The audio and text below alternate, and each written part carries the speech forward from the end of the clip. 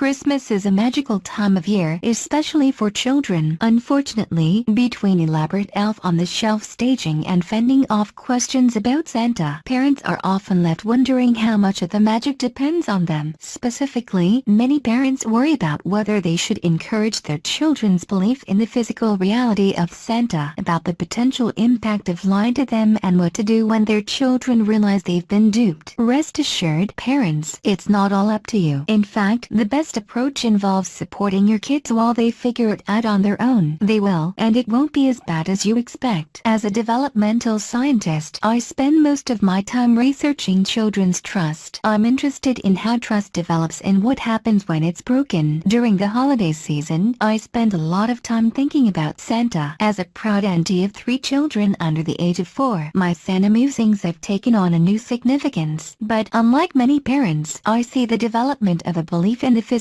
reality of Santa and the eventual myth-busting as impressive achievements to be celebrated, not feared. Research in the field of developmental psychology suggests that such fantastical beliefs are not actually harmful but are associated with a number of positive developmental outcomes, from exercising the counterfactual reasoning skills needed for human innovation to boosting emotional development. When kids question the magic, the vast majority of children will at some point believe in Santa. While many children learn these beliefs at home, the cultural support for Santa is so strong that children in households that don't actively endorse the myth still sometimes believe. Yet, despite Santa's impressive marketing strategy, most children will abandon their belief by the age of 8. Though many parents fear this transition, it's an inevitable part of growing up. Santa is a mix of mundane and magical qualities. He is a jolly man dressed in red with a snowy beard. He also flies with the help of reindeer, visits all the world's children in a single night, and knows if you've been naughty or nice. With age, a child's thinking develops to the point where they start to notice Santa does magical things that physical objects can't. This newfound knowledge is evident in the types of questions children are asking. Younger children are often interested in general details about Santa, like, where does Santa live? Older children are more likely to hone in on Santa's extraordinary abilities. How does Santa get around the whole world in a single night? Should you bust the myth? Recognizing these challenging questions for what they are, cognitive development in action, may free some parents from the burden of belief. If your goal is to extend your child's belief in the physical reality of Santa, you can respond to the questions with plausible explanations or evidence. This is where NORAD, the online tracker that shows Santa's progress around the globe on Christmas Eve, can come in handy. If instead you want to let your child take the lead, you can simply direct the question back to them, allowing your child to come up with explanations for themselves. I don't know. How do you think the sleigh flies? Finally, if you think it's time to usher your child into the common adult understanding of Santa as a beloved fantasy figure, you can provide different, disconfirming evidence and explanations. My Santa myth was busted shortly after the discovery of Santa's gift tags in my mother's robe pocket. Regardless of which strategy you choose, it is inevitable that eventually the evidence against Santa will become overwhelming and the belief will become unsustainable. Lies with good intentions. If you choose to extend your child's belief in Santa and your child realizes you have deceived them, how will they respond? As it turns out, probably pretty well. In a study examining children's reaction to discovering the truth about Santa, parents generally took the transition much harder than their children, who actually felt quite positive about the discovery. And why wouldn't they? Santa is one of countless things children learn through the testimony of others. Because we rely on others for so much of what we know, humans are surprisingly well equipped for the task. They evaluate both the source and content of the information they have received in light of their existing knowledge and their memory of past interactions with the source. This means that, when compared to all of the reliable information that parents share with their children over their lives, it is highly unlikely a single lie will cause irreparable damage. Children are also discovering the truth about Santa at around the same time they are starting to understand that some lies, like Santa lies, are told with good intentions. Why Santa is for small gifts. Believing in impossible beings such as Santa is a special kind of magic available only to children. Research suggests that fantastical beliefs are associated with a number of positive developmental outcomes. So, if your child is still a believer, feel free to protect that belief as your child ages, especially if there are younger siblings in the house. There are creative ways to keep the Santa experience positive even after their belief in the physical reality of Santa has been abandoned. Finally, always remember, as children are figuring out how the world really works, that they are going to look to the people and things around them for evidence. It might be a good idea to give modest gifts from Santa and save the big ones for parents, because no matter what your family income, every child deserves to feel loved by Santa on Christmas morning.